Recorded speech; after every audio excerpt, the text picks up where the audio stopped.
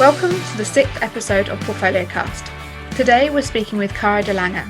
With her career foundations in business administration for global organisations including Google, Cara has taken her mental health advocacy to the next level, continuing her portfolio career as well as Wellbeing and business consultant, founder, author and changemaker. Welcome, Cara. Thank you, Lexi. I'm really excited to be here today. Brilliant. So you've taken the skills that you've learned along what many would see as a traditional career path within business administration to pivot yourself as a mental health advocate and expert in your portfolio career. If we may, let's start with what prompted you to move towards this new career path. Yes, well, I've always been interested, I guess, in what gets people stressed and what's the psychology behind it and why we sort of all are busy and rush and goal focused. It wasn't really until I went through a burnout myself quite a few years ago now that it completely changed my life and my outlook on life. And I just got even more curious. So not only had I gone through this thing, I started to look around and I saw other people as well. So this led me to research, and that actually then also led me to write my book, Softer Success, which is helping people prevent burnout, find balance and redefine their success. And I think really what came is that I just so passionately cared about other people not going through the same thing that I had gone through. And burnout, it can absolutely be prevented. And now I work with thousands of people and help them prevent it, but it's quite a sort of long build up and we don't always see it coming. And that's really where I like to help people and say, look, this is what can happen. These are the things to look out for. And, you know, looking after our mental health is just as important as looking after our physical health. And yeah, suddenly with that came other things. I found myself on this portfolio career path that sort of came by accident, really. The burnout happened. I started writing the book. That then led to me to sort of set up my business in wellbeing consultancy. And then other things have come. I started writing children's books and children's stories all about kindness and mental health. It's all sort of pivoting in different areas.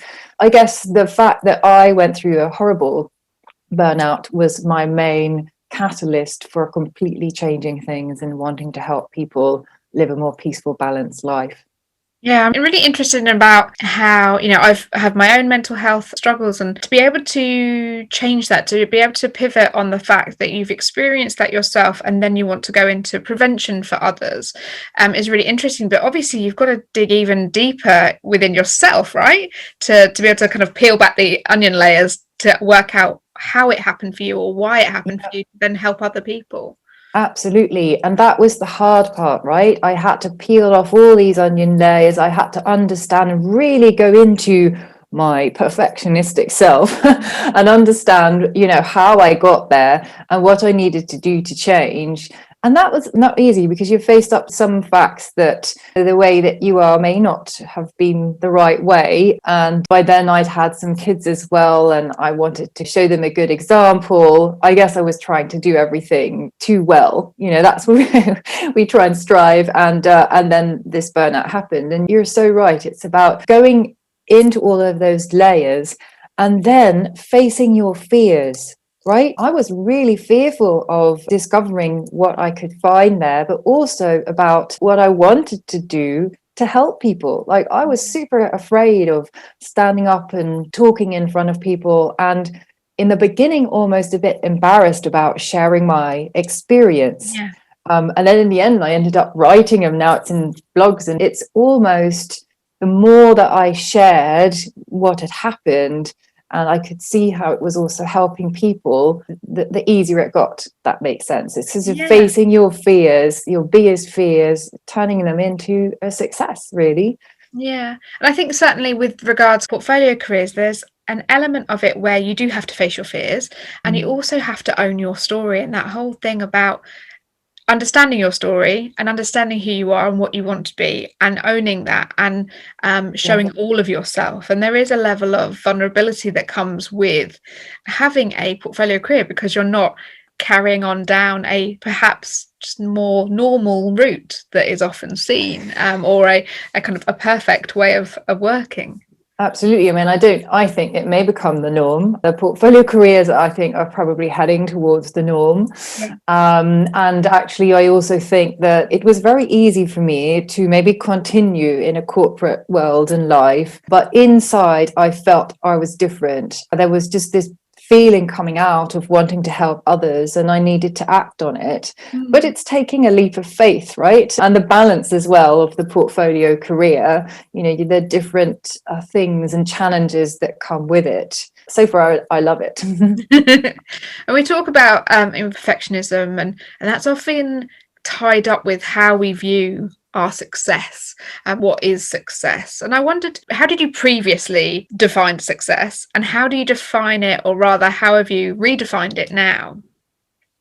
Yeah, so I write about that in my book, and that was a really important factor for me to explore, because success for me before was very much about meeting my goals. I wanted the perfect job, the next promotion. I wanted to earn the right money, have everything, a good health. We're very goals focused. And I realized that now that's not being successful for me. So being successful is being healthy and well and living more of a values focused life. So I still got goals, but I'm enjoying the way to get there. I guess I'm curious. I'm using my creativity more, making still time to have fun and self-care. And the fact that I've got a portfolio career and a fairly busy life doesn't mean that I can't go out and have joyful moments and not just work all the time. No, it's about enjoying the journey and living a values-based life. I guess that's what success is for me, being healthy and well, because ultimately, right, if we're not healthy and feeling well physically and emotionally and mentally,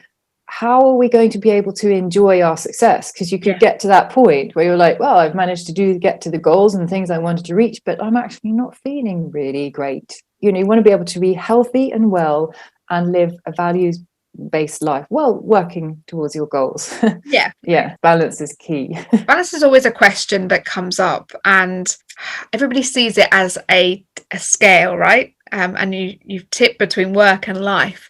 I've talked about with others about how you kind of integrate work and life together rather than balance it. How have you found balancing your portfolio career, your family life, your mental health? How have you gone about that?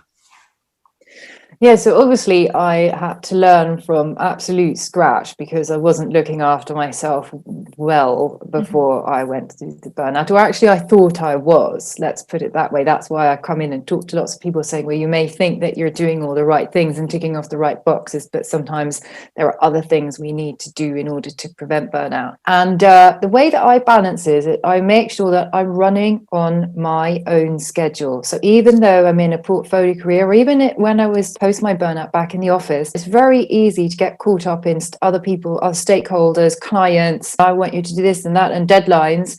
But making sure that my own schedule is 100% clear. And there are three ways that I do that. So first of all, at the end of the day, and I have always a start and dedicated finish time, but at the end of the day, my finish is that as I close down my laptop, and I always check my schedule and make sure that for the next day I've got moments of joy planned in and a moment to connect to myself in the middle of the day. And but at the end of the day, I close down my laptop and I ask myself 4 questions. So the first one is, what did I do really well today? What did not go that well? Then what have I learnt? This curiosity, and who inspired me? So there are 4 questions. It takes about 2 minutes. Then just before I go to bed, and our subconscious mind starts working in on this. So just before I go to bed, I set it's like a bit of gratitude combined with a positive affirmation. So I'm always saying something like, I'm so grateful for the day that I've had and any challenge that I've faced, I've handled, effectively.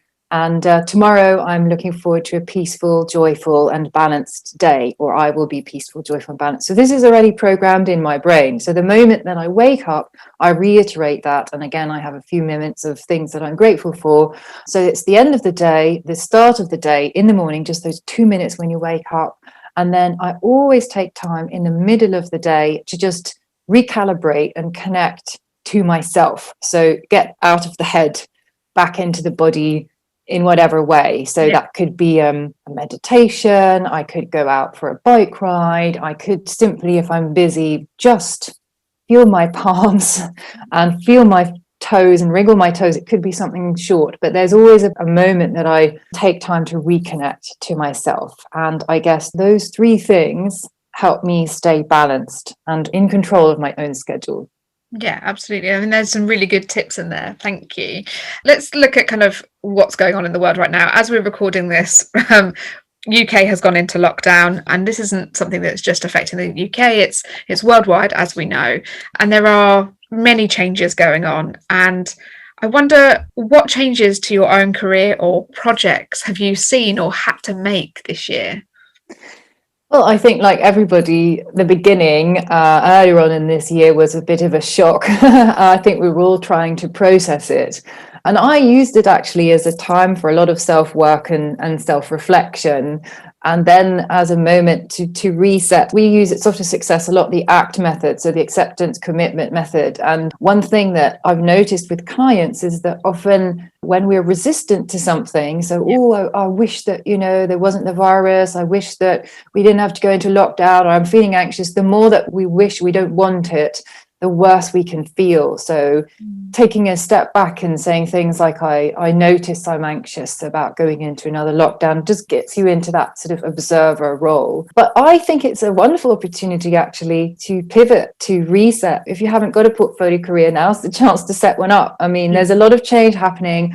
There are people that are losing their jobs, which is not great. But again, this is an opportunity to maybe start something that you would really love. I mean, only yesterday I was talking to a lady who helps people with videos on YouTube, and she's going to completely pivot and go into hypnotherapy. So, because she wants to help her son. So I think this is the moment to accept what's happening, take a step back, look after ourselves and see it as an opportunity for change. Yeah. Have you found that these changes have opened up more opportunities for you, or do you see yourself moving in any other directions in the future? Because I know you've had quite a big pivot from business administration into the mental health Yes. field. Yeah. Yeah. I mean, I've started a whole bunch of partnerships now, and I've recently done a little bit of work for the United Nations, which is really, really great. And what I've seen is that sort of business is, it goes in bubbles. Yeah. And I think that's part of being a portfolio career, that, you have your business up, and then it's a bit medium, and then up, and, it goes in a kind of a flow like that. And I'm wanting to help people prevent burnout and live a more peaceful and balanced life and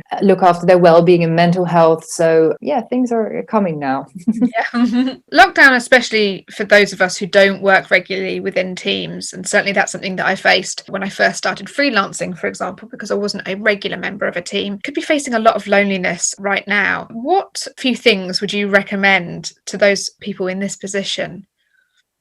Yeah, we have to look at how you are as a person, right? Some people are extrovert and need to be with other people in order to function, and others are introvert, and the introverts have probably enjoyed more the lockdown and being able to work from home. And loneliness is really horrible. But what I like to use, and what we use at Soft Success, is the HALT method. So it's basically taking a moment to stop during your day and asking yourself, what do I really need right now?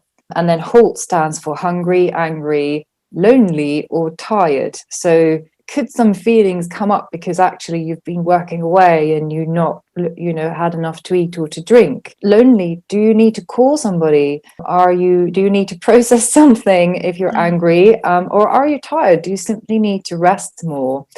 And I just wanted to share with you a little story about loneliness that may help people as well. So the Mount Sinai Hospital in New York did some research on prisoners of war from the Vietnam War. And they've been prisoners of war, and they've been kept in these tiny prison cells for years.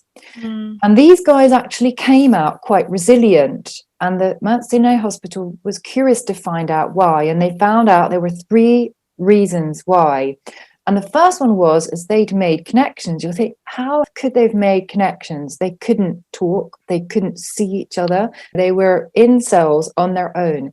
But guess what? They developed a tapping mechanism. So a little mechanism of communicating with each other somehow on the walls. And this helped them. So connections are really, really important. Then what they also did is they accepted where they were. So they had to accept it, but they also had this realistic optimism. So that's not your kind of everything's going to be okay optimism, but more like, this is the situation we're in. So acceptance, this is what we're doing about it. We've developed this tapping mechanism to make connections, to stay in touch, and we're helping each other through, and we're going to get through this. So I guess my message here on loneliness is we still are able to communicate with each other, and we may not be able to see people to give them hugs, but if these guys can do it, and the study on ways of building up resilience, then we can totally do it by just picking up the phone more often and staying in touch with our friends and family and our nearest and dearest. And thank goodness we do have Zoom, we have WhatsApp, we have all ways to stay in touch, and also know that this is not going to be forever. Yeah, absolutely. I think that's the hopeful thing, isn't it? That it's not going to be forever, and there is smaller ways that we can connect with one another. Absolutely, that's brilliant. Likewise, with loneliness in lockdown, there can also be a lack of boundaries for anybody working from home, that kind of split. And we kind of talked about balance, but that split between home and work life often becomes blurred, especially if you're working in the same place that you're living, and smaller spaces, etc., might not have a dedicated working space. Yeah. What would be your top tip for avoiding burnout whilst striving to meet everybody's needs in a small space? Because we don't all have big working spaces at home.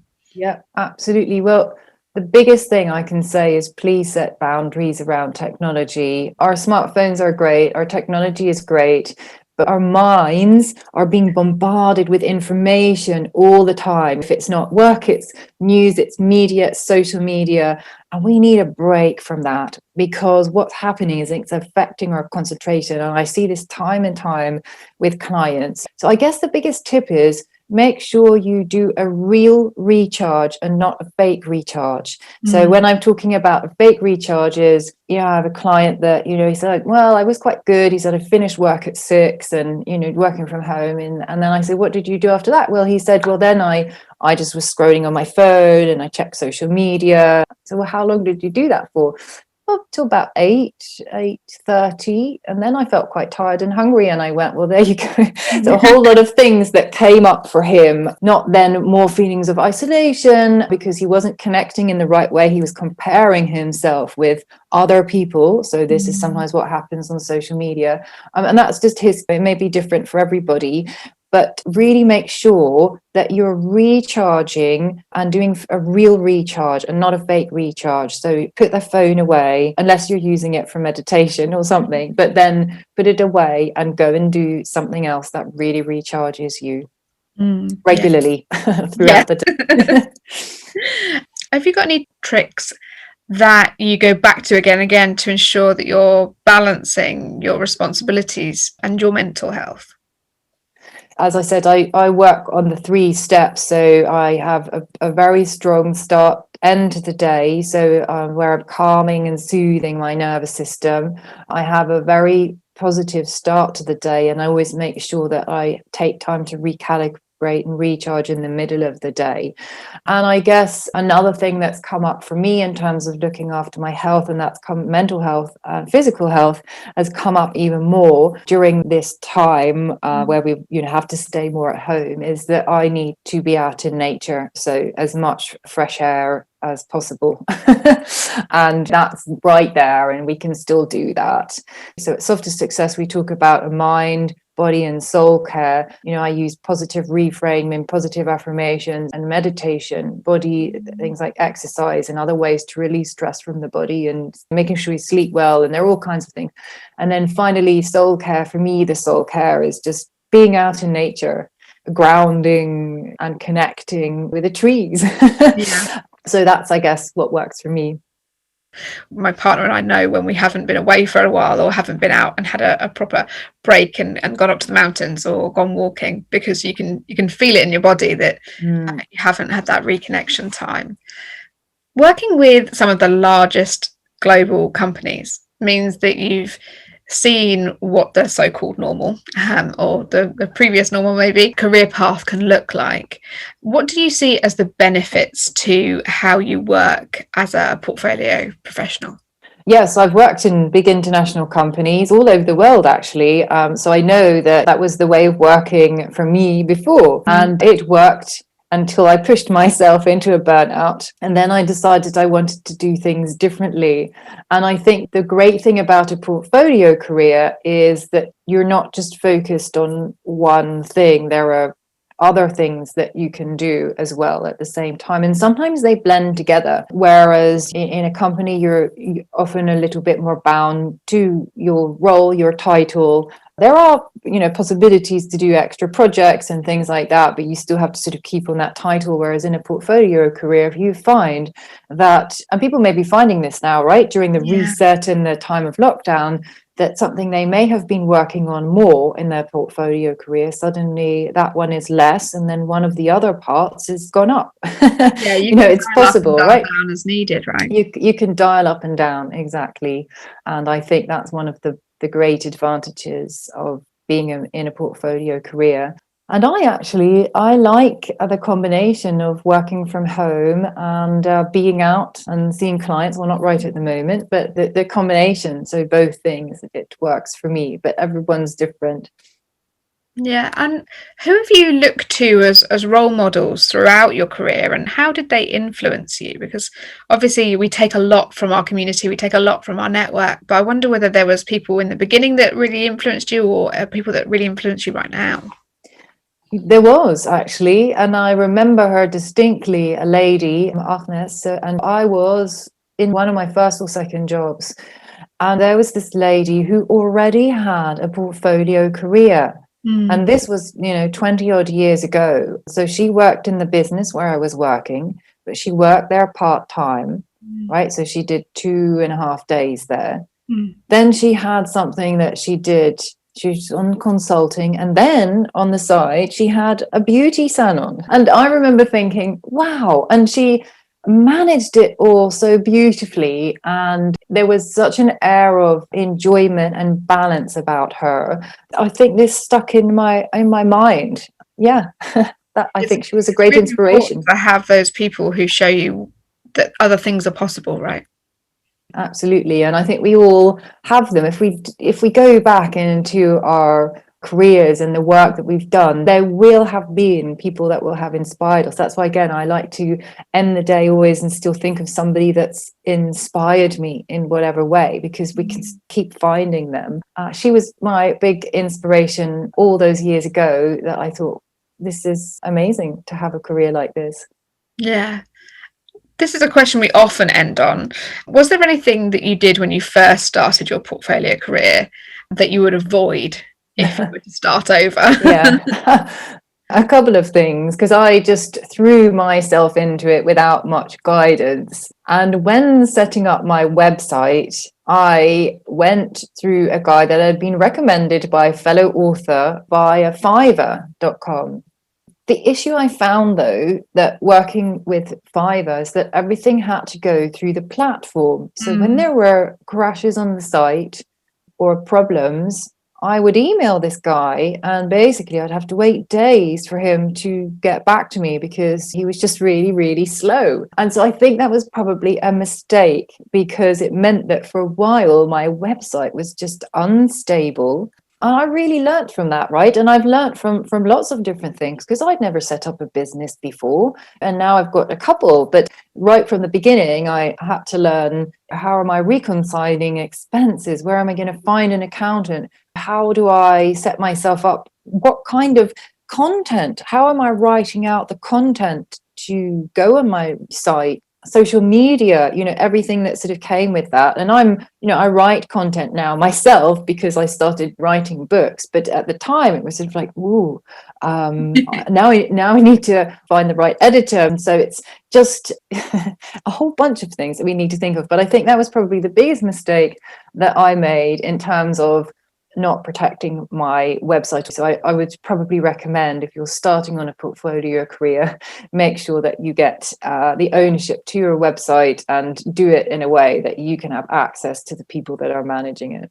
Yeah, absolutely. I mean, there's so many things that within a portfolio career isn't just about how you would do it or how you can do it. You might not have the skills, and there's nothing wrong with that. You often need a tribe to make something happen, and you do need the support, and your network and your community are really important. But of course, that takes trial and tribulation to Yeah. find the right people or to work in a way that works for you. But I've learned from that. I think that's the great thing, is I now know how to do a lot of things myself. For me, it was just great in terms of learning.